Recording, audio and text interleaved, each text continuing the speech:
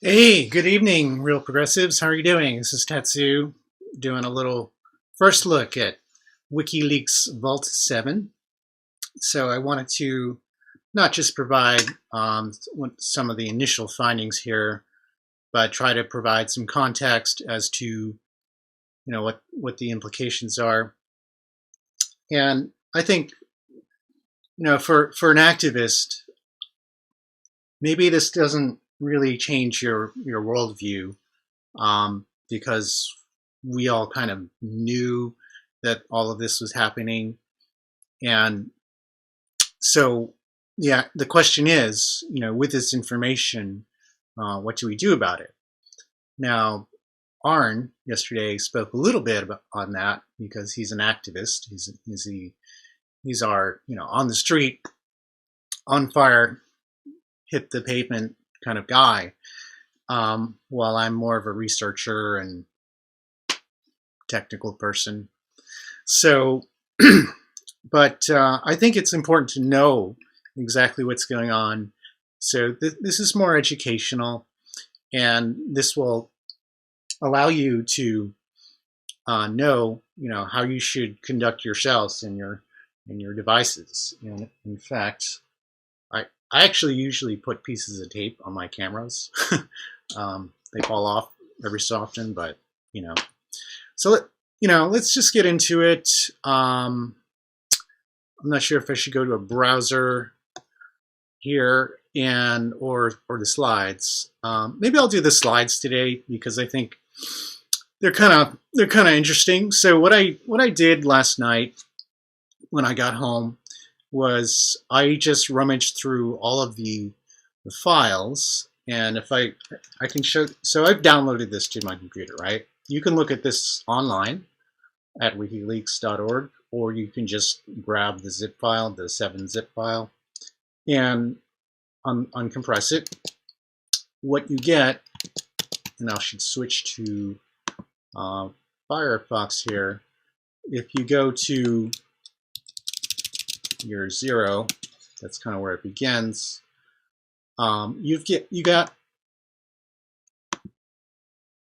Vault 7, and you've got some files. Oops, not this one, but you have to go into the CMS directory where everything is, and there is just a ton of assets.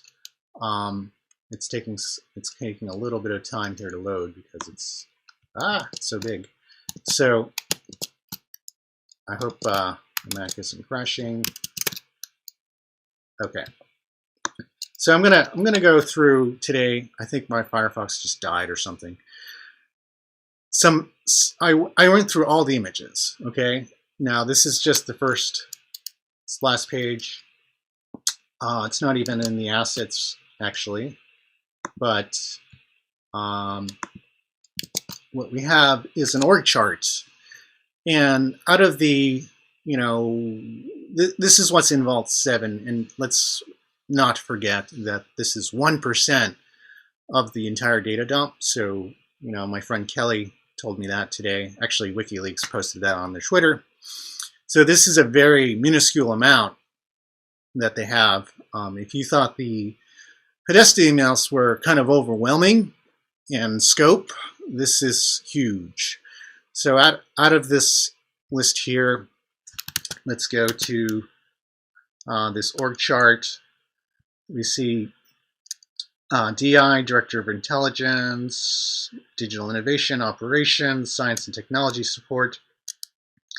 And all of these are, somewhat documented in Vault 7, but this is only some of the 500 or so teams or branches. So that's kind of fact number one. This is very small, the release, right? So let's move on. Some interesting graphics. I think graphics help because a lot of people are just kind of visual, and if I just kind of stand here and blabber on about this spec and that, people get bored. So yeah, you can dive right into the PDFs, images. So here is an architecture for cracking an Apple Wi-Fi system. We have a MacBook, we have a Cisco switch, DNS server, time capsule, Airport Extreme. And if you look at this, the documentation within Heartbeat Eagle on Vault 7, penetration testing, port scanning, all the like. So, yeah, this is real. Here is a interesting look at what appears to be certificate cracking. So, if you watch something like 0 Days, which is a very good movie about how our cyber army created a cyber warfare weapon that was deployed in Iran at the Natanz nuclear uranium enrichment facility. That was part of the deployment was to actually steal security certificates so that the engineers inside the facility, they would reference servers.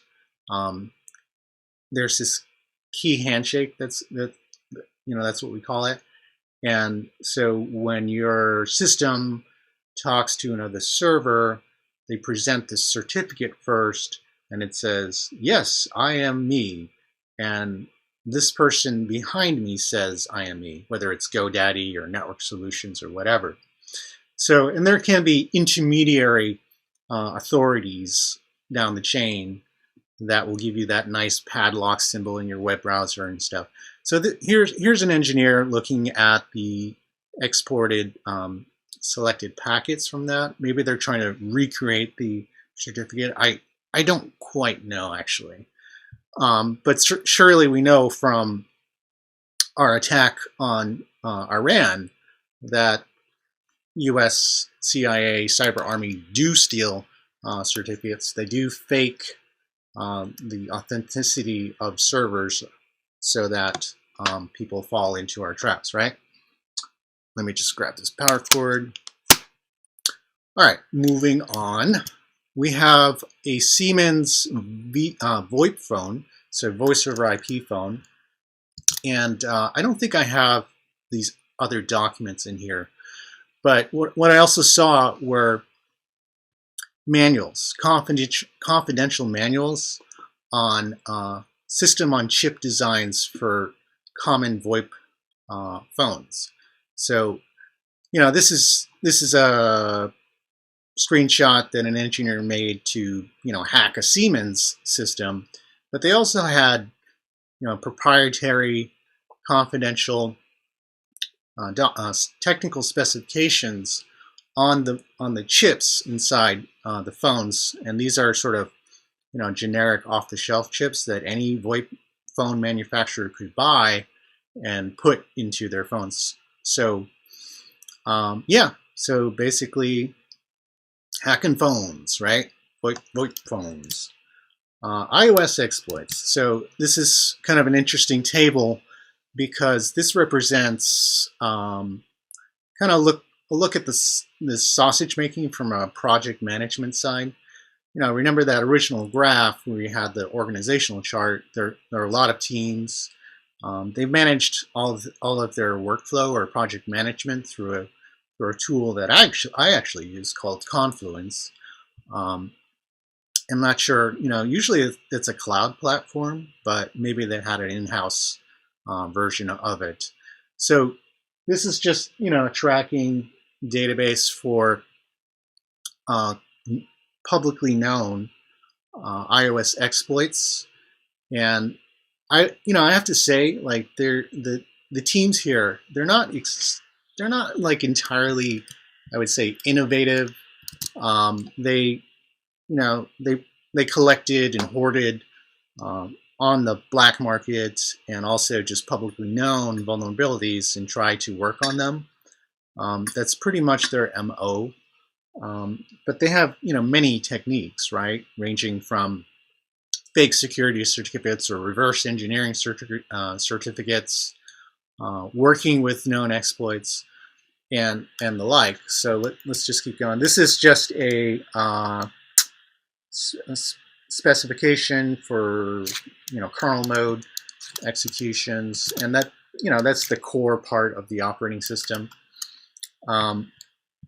All right, we have some libraries and executables. These were exploits for Internet Explorer, all falling under Marble Tester, which has been documented over on, let's see, over here. So I've sort of kept open a lot of the major landing pages for the Vault 7, year 0, as they call it. So, yeah, Marble. All right, so, how to set up Marble, what it does, and, its weaponization, and so forth. So, all right, moving on. Let's go back to the slides. This was kind of interesting. So they redacted a lot of the information, pertaining to people and identities.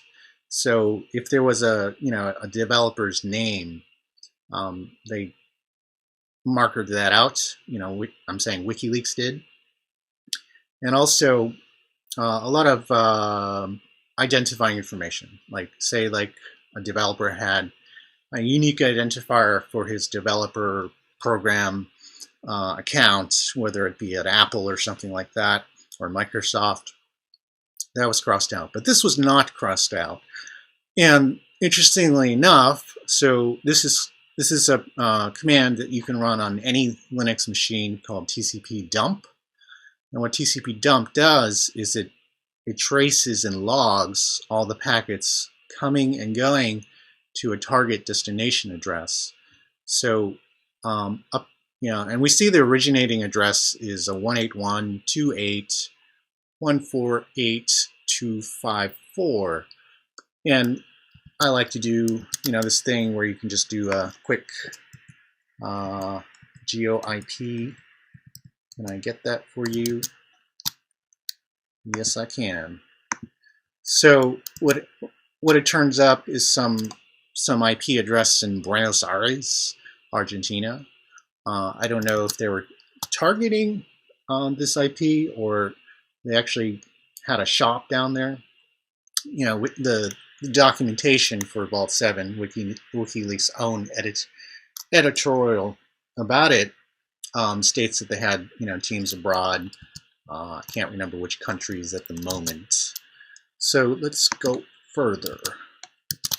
There are not too many more of this. This is just a flow chart, data flow diagram of how the architecture works in terms of escalating, implanting, and executing Trojan horses, malware, and the like. So let's see, what else do we got? I think this is the last slide. I had others, but this is more of a, again, sort of system architectural look at one of the branch's tools, developments, execution vectors, basically where you're gonna run the program, payload, deployment. They're thinking very high level, persistence. Making sure the malware stays in the system, memory, RAM, whatever you have. Even monitoring, and privilege escalation. And that's just half of it, right? The other side is what's the data you're going to collect, how you're going to survey it, transfer it, put it into buffers or caches so that it can be staged for the data to be delivered back to the CIA. Now, okay, some other things I found that I don't have slides for right now. I saw a lot of Windows updates executables. I'm not sure if they were trying to reverse engineer that. It's possible. doing fake Windows updates to infect computers to control them. And let me point you to an interesting thing over here if I can find it. So way at the end of the presentation, we have knowledge base, Dart, Devland, DNS resolvers. Okay, so I'm going to switch to that browser. This is pretty interesting. So they downloaded a complete list of all the public DNS servers in the world through a couple of well-known sources.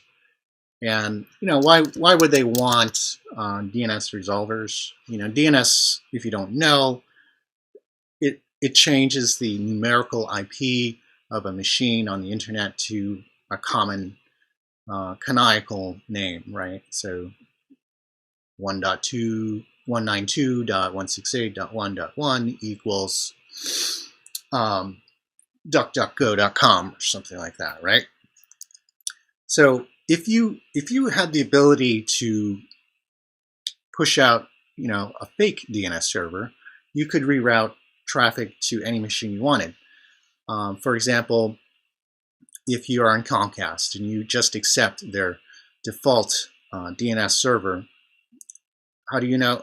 I'm not saying Comcast does this, but Comcast could, by mistake or intentionally or however it could happen. They could redirect your request for WikiLeaks to a fake server. And if the CIA could steal the security certificate of WikiLeaks, they could appear as WikiLeaks to you. You wouldn't know the difference, and then you either download some malware or whatever trusted source. They can do all kinds of things. There's also browser. The browser itself is a vector, especially on the Windows side. So the possibilities are kind of endless here, and we haven't really gotten into the totality, excuse me, of the extensive nature. We're talking about Devland. That's just a little nugget, but Devland is the name of their network internally, devland.net. Dart. So we had all kinds of platforms they were going after: iOS, Mac, Android, Linux, VMware, Windows, etc. And a lot of talk about BusyBox. What's BusyBox? BusyBox is it is a sort of very low-level, stripped-down set of Unix tools. So a lot of the Swiss Army knife of embedded Linux. So all this talk about smart TVs. So they're basically, if you have a little device like your router, actually your little consumer Wi-Fi network router that you have at home, that's actually running probably most likely a form of Linux. And this toolkit is a very popular go-to environment to place on top of the little system on chip routers that you buy at Costco or Walmart or Best Buy, wherever you buy your router. And this goes for smart TVs. This goes for that Amazon speaking box thing that talks at you. Now, so they were very actively exploiting BusyBox, and pretty much that's how they're going to do it. What else do we have? I haven't really gone through all the documentation here in terms of the analysis. Yes. So the WikiLeaks does a pretty good job here of going over the proliferation risk here. Okay, so the consulate in Frankfurt, covert hacker base, increased proliferation. And this was also the case in Iran with the Natanz uranium enrichment facility. Like our use of atomic bombs on Japan in World War II, the US is the first country in the world to use a cyber weapon against another nation, against another sovereign country, state. So, and the blowback is kind of horrific, because when Obama decided, the program that Bush started, Obama increased its development and then eventually deployed without any public discussion against Iran. He basically started a new arms race, and every even developing countries have cyber armies. Iran did, in fact, reply to Natanz. They shut down online banking for a day, and that was one of 2 attacks. How to evade forensics and antivirus. So, and some examples. And this doesn't even really get into mass surveillance in the United States. And I'll just point you to a very introductory Wikipedia page. I'm probably misspelling surveillance. And all right, so that's fine. I'm looking good. So if you go right down to 2001, mass escalation with the Patriot Act, FISA amendments. I guess we're all becoming aware of FISA, even the most non-informational news people amongst us. Now, so this goes through a lot of the tools. I can tell you that these tools are scary. Some of them were, documented in the movie Snowden and Citizen4. The most prominent among them, PRISM and X-Keyscore. X-Keyscore is basically a relational Google for people. You just Google, X-Keyscore a person, their information comes up, their personal information comes up, who they're related to, what their habits are, where they go to school or work, what time they're home at night, etc. So it's a giant web on everyone. And all right, things like we take photographs of every single piece of mail in the United States, infiltration of smartphones and so on. So, this is just kind of tip of the iceberg stuff. I mean, I like to say everything that you see in spy movies like Jason Bourne, those things are true. So when Pamela Lindsay in the control room says, bring up that surveillance camera in Frankfurt, Germany, and find me Jason Bourne, they can actually do that. So they can do things like, they don't have to even see your face. They can analyze people's gait, so how they walk. That's a thing. You want to know where you are all the time anyway, so they can cross-reference that to your gait and also your purchasing habits and all the like. They can find you pretty quickly and at any time. So just thought you should know. So, if this all outrages you, that's great, I guess. The question is, here at RP is like, what are you going to do about it, right? We give you this information, and I know this is sort of a hot release here. I haven't really thoroughly gone through the information. I'm just telling you what I know, with my background in, or hobby, whatever you call it, in forensics and the like. So I've presented on the Podesta quote-unquote hacks, which I believe to be a leak. I've looked at, the DNC files. I've seen, evidence to the contrary to the official narrative.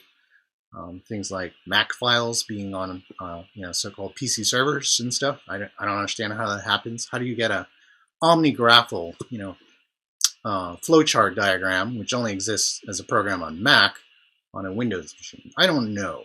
I don't quite know. So, all right, I think I'm going to wrap this up. Got a phone call from late 4, and I guess the NSA wants to hear what I have to say to my friends. So, yeah, just know that you're always being watched. Take precautions. There are some tips. Don't use your internet service provider's DNS servers. Okay, and certainly don't use Google's. So a lot of clever, IT guys will tell you, oh yeah, you should just use Google DNS, and they'll go to your system control panel and override the inherited DNS servers with 8888 and 4444. But if you do that, then Google knows every single website that you go to. So I wouldn't do that. They're better, DNS servers you can go to. DNS is kind of considered the last mile in security. Now, I told you that the websites you go to can be faked at any time.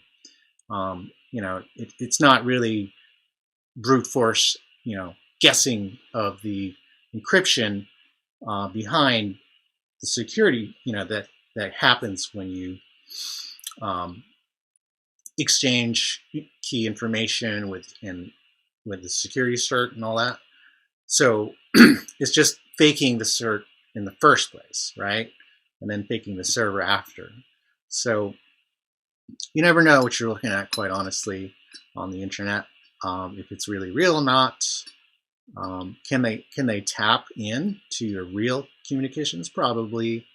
The encryption models that are out there have been around for a long time. There's a lot. We could get into the weeds about whether you can hack a secure tunnel or not. But yeah, I have no doubt that they have that capability. Okay, and all right, so don't use default DNS. Google that, DuckDuckGo that. How to insert your own DNS server. You could try OpenDNS. They're a private company as well, but that's what I use for now.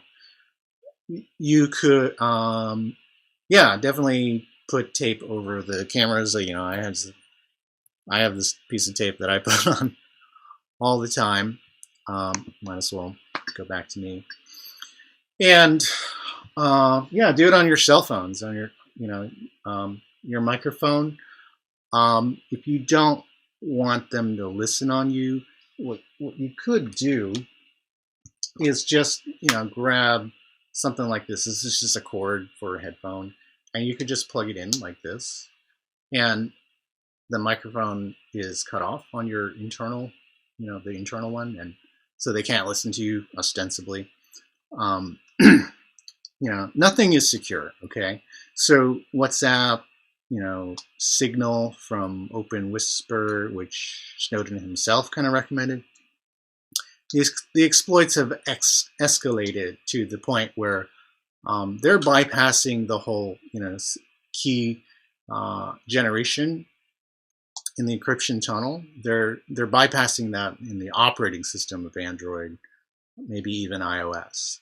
So I trust Android less than I do iOS, simply for the fact that Android has more bugs. There used to be a list of bugs. It used to be, if you DuckDuckGo'd Android bug list, you'd have a list of 1,000 open ticket items on the current version of Android. Now they've kind of hidden that.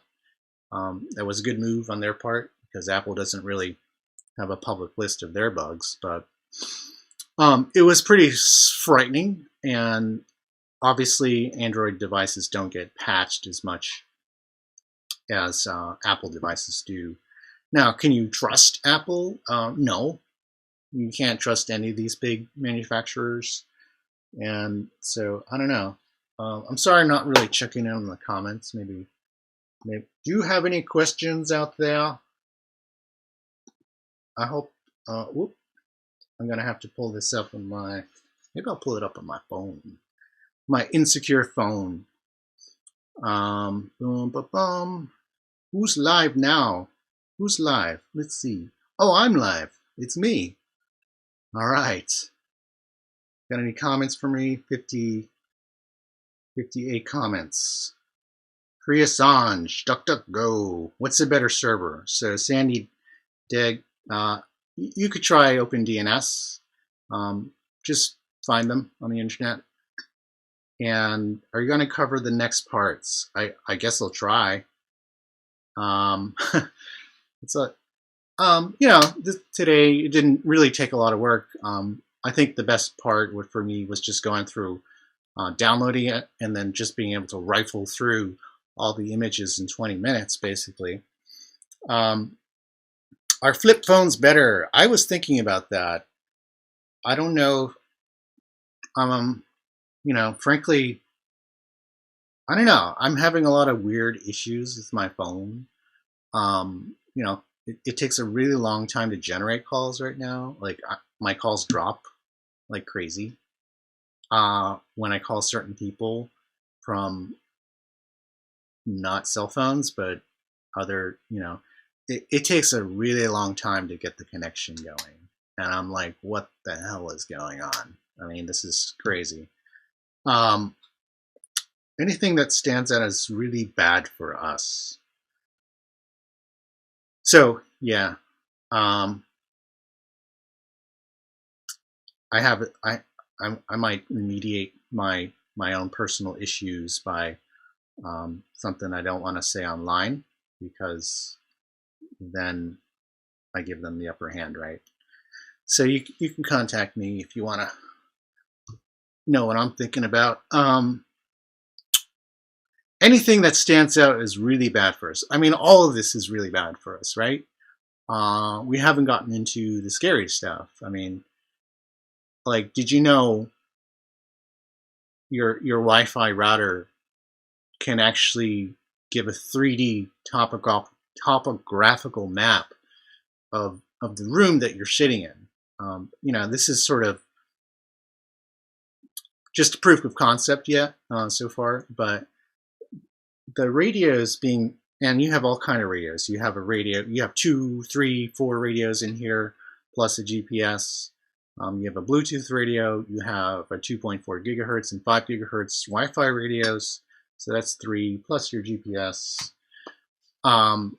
So what I'm saying is, like, radio waves, once they sort of bounce off the walls and stuff, you can reverse engineer that so that you have a 3D image of objects in the room, and the density of your body is different from other solid objects.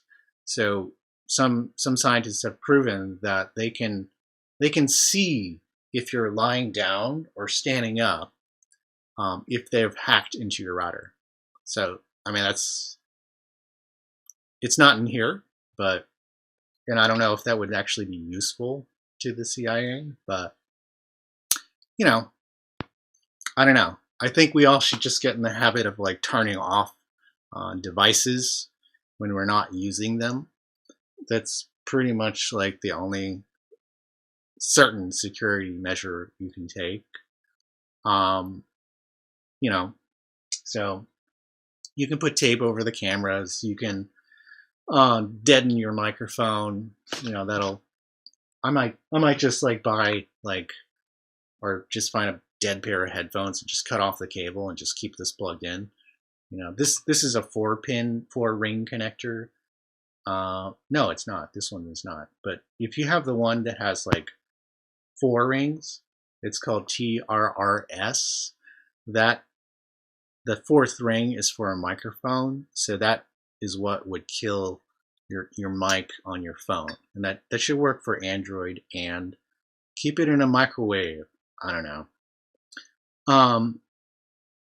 So, mass share. He is handing the info we need to protect ourselves and keep us educated. One of the best live feeds. Thank you, Kat. That's very kind of you. Someone said they can remote. Yeah. Well, yeah. There's all kind of things they can do. I mean, you just can't really trust anything at this point. You know you're being watched.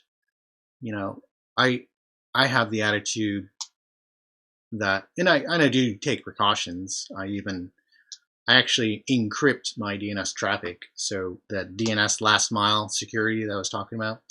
So I'm reasonably sure that Comcast doesn't know the websites I go to, um, because I have like a VPN, and I also my DNS requests. So it's not just good enough to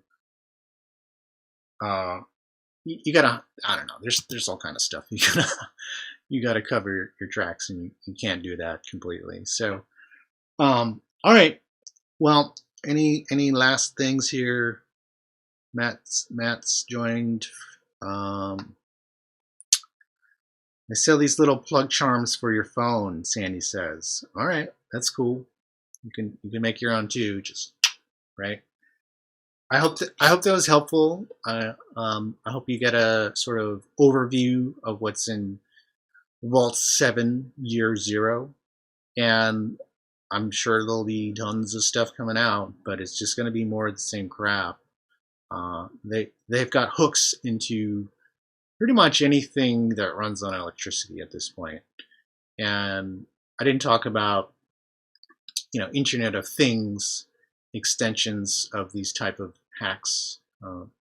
Most of this is for surveillance, but some of this is for espionage too.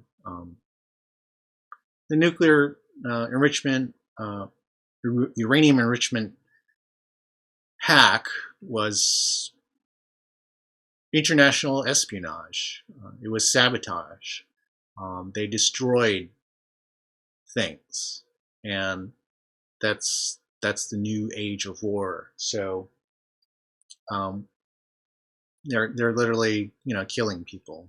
They can, yes, it's very easy to control a modern car with the electronics that they carry on board.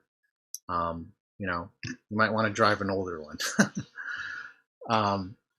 So I kind of like my car because it doesn't have an LCD screen inside of it.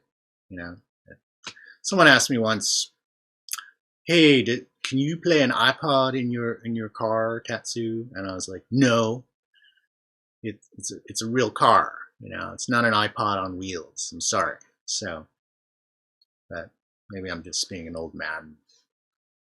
All right. So, thanks for hanging in. I'm super late for my phone call. I gotta go. Enjoy this fabulous 8-bit video created by my friend and colleague, Mr. Marcos. So, Mr. Marcos, this is for you, and we'll see you next time, guys.